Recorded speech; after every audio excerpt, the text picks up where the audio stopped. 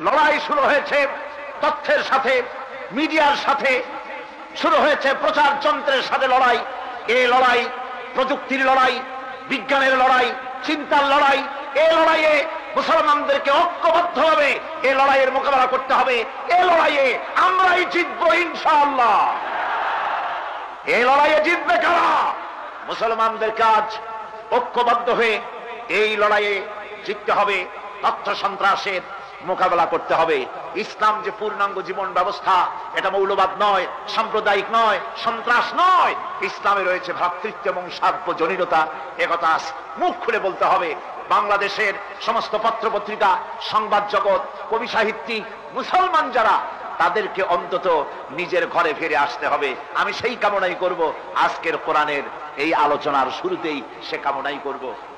ইসলামে মৌলবাদ বলতে কিছু নাই, সাম্প্রদায়িকতা বলে কিছু নাই।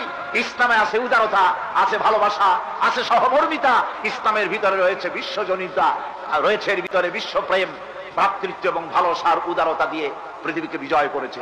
আজ এই চ্যালেঞ্জের মুখোমুখি হয়েছে মুসলমান।